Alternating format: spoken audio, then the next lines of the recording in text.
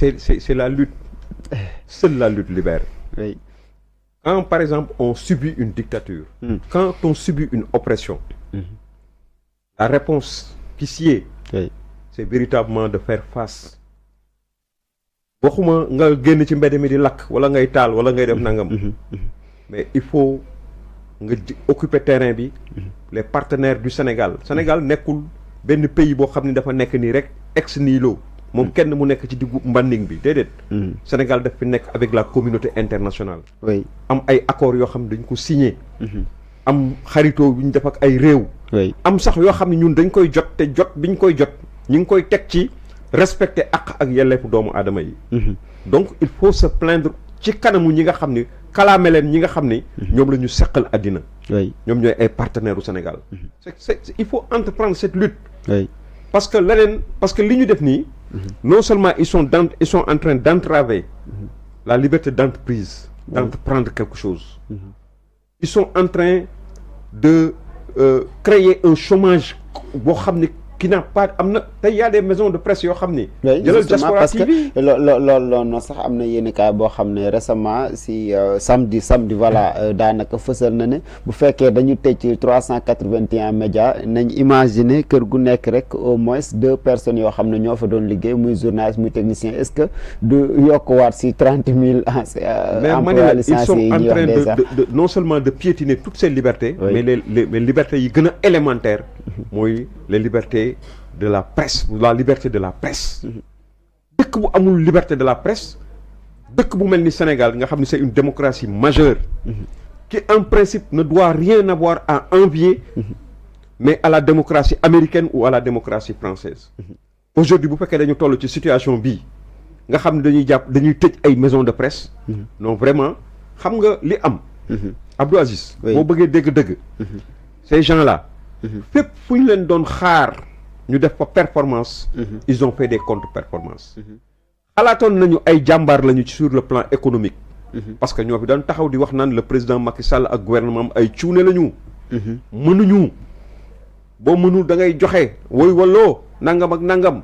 c'est le premier ministre Ousmane Sonko qui le disait. bi muy wootee dialogue fii looloo doon wax tey mi ngi nii di woote dialogue boobu pour lan moo koy expliquer danañ ci ñëw. mais dama bëgg wax ni. sur le plan économique ñu ngi leen doon séntu ci kaw.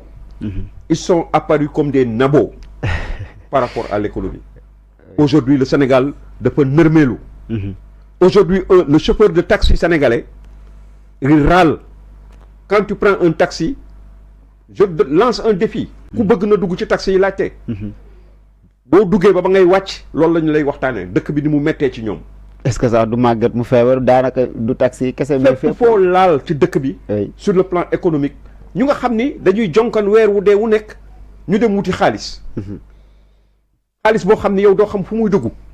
donc sur le plan économique li ñu doon woote ñoom di ko sàlloo di ko tëggoo. aujourd'hui fi ñu daanu. ñu ngi daanu très bas. sur le plan des droits de l'homme lañ fi doon wax naan article 80 dootu fi am. président dootul nekk président conseil supérieur de la magistrature. Sénégal amul justice. nangam. tey ñi ngi ñii nit ku nga xam ne xoolal le cas de Abdou Nguer. Abdou Nguer on dit que Abdou Nguer a fait une diffusion de fausses nouvelles. mais Abdou Nguer bala ngay def diffusion de fausses nouvelles nga joxe nouvelle. Abdou Nguer dans son propos il n'a pas donné une nouvelle. il n'a pas jeté une nouvelle sur la place. am déet.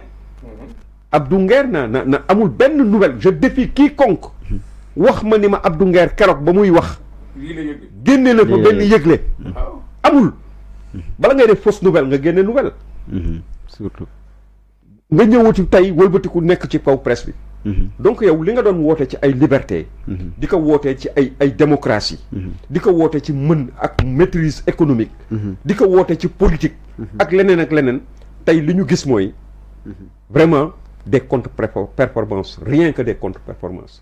Ils sont au bas de l'échelle. Aucun gouvernement au Sénégal de 1960 à nos jours n'a été aussi vraiment, comment dirais-je, n'est passé complètement à côté comme ces gens. Amoul, c'est les derniers. Te kooku ñoom ci seen bopp ils sont conscients de ça.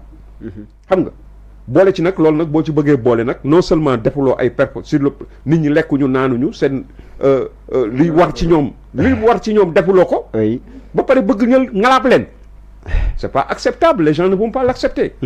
Voilà. Est-ce que sax ministre communication boobu di Aliou Sall warul woon def li tubaab naan reculer pour mieux sauter maanaam waa CAP conférence de presse bi daanaka ñoom nee nañ bu fekkee amuñ ay solution par rapport ak ñu assainir presse bi ñi nga xamante ni ñoom ñoo ŋànk wàllum presse bi ñoom am nañ ay solution nañ leen woo rek dialogue si loolu si lañ waxee ne sax mënuñ koo jot est-ce que tey jii nii warul woon dina xoolaat boppam xoolaat aussi sénégalais yi nga xamante ni ñoom ñoo leen fal te aussi xam ne presse bi daanaka li fi xewoon récemment matagul sax 2 ans war na mën a tax mu xoolaat boppam recevoir leen te aussi ñu bàyyi si outrepasser pouvoir yi nekkee xam nga nit ñi en réalité bu ñu waxantee dëgg rek xam nga les séduisants woon xam nga ñi amuñu pexe ils sont obligés d'avoir ces postures ces postures mënuñu ñu xola c'est un luxe pour ñoom ñu am leneen posture bii rek la ñu mën a am parce que lu tax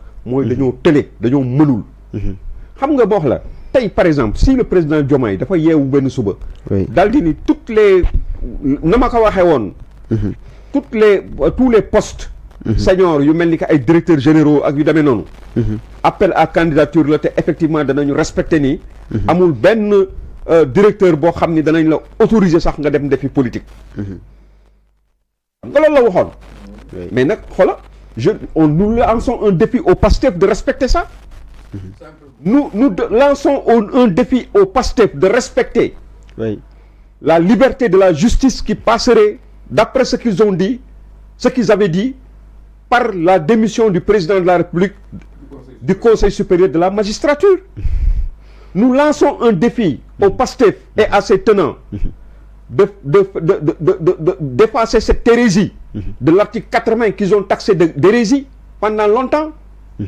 Que nit coobarewu na pour wax xalaatam. kenn warul jàpp nit ci wax xalaatam. nañu respecter loolu. c'est un défi. nañu respecter ni. sénégalais boo xam ni. lu mu tuuti. lu mu ñàkk lu liggéey. danañ ko jox 150 000 francs par weer. nañu respecter ni maanaam ku bëgg faju ci réew mi di nga faju te doo sonn c'est sa poste du biime. nañu respecter la nga xam ne moom fekk politique sociale yi nga xam ne ñoom lañ fi fekk. te tey ñu nërmeel ko nañ ko respecter. nañu respecter démocratie bi amoon ci Sénégal. parti politique yeeg ñëpp di exprimer wu sans ñu leen di sonal wala nangam. nañu respecter nit ñi. salaire ya ñu amoon. suñ leen yokkul duñ leen wàññi. mais ils ne peuvent pas le faire. Ils n'ont pas les moyens de le faire. Et la seule chose qu'ils peuvent avoir, qu'ils peuvent opposer au peuple sénégalais, c'est la dictature, malheureusement. Pour pouvoir continuer à exister, pour pouvoir continuer à gérer ce pays, il leur faut une situation exceptionnelle. Boo xam ni liberté yeeg démocratie yeeg lépp dañ koy. Mais Ousmane Sonko a été très clair avec vous. Il a dit partout. Il a dit que ni dans certains yàggul bërki dem moo njaay la ko wax mu ni dans les pays yoo xam ne dañu remarqué ni dañu am avancement. seen pays dafa développé. mi ngi nekk ci croissance. pays yooyu yëpp ay liberté ak ay nangam ak nangam dañ ko teg na le. très bien. même nag ak en prenant la précaution de dire. mel ni comme sax ay dof lay waxal. même su fekkee ni man je ne dis pas ça. mais c'est le constat loolu moo am. xam nga donc ces gens là. man day personnellement. su doon sama sago comme ni ko sama mag bi waxee. su doon sama sago. je le jure sur Dieu wallahi al azim. su doon sama sago. très bien mais ñu gàcceel ñu. c'est-à-dire ñu fexe ba réew mi am benn élan boo xam ni. ñun ci suñu bopp dañuy regretter ñii lu tax ñu doon contre.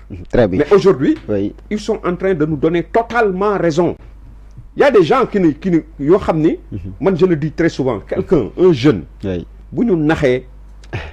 c'est alléchant quand quelqu'un te propose un jeune sans désarmé qui n'est pas suffisamment madame structuré qui ne connaît pas le passé qui ne connaît pas l'état ce que c'est quand tu lui dis que oui je vais mettre en place un système bu nga xam ni képp koo xam ne day nekk directeur appel à candidature lay nekk ak lu fu mu mën a bokk ak fu mun a nangam mais ça c'est l'Eldorado, ça c'est vraiment quelque chose boo xam ni mais de mirifique quoi mu nga xam ni vraiment kuñ ko wax buñ la naxee ci loolu mais nax nañ la ci yoon merci. donc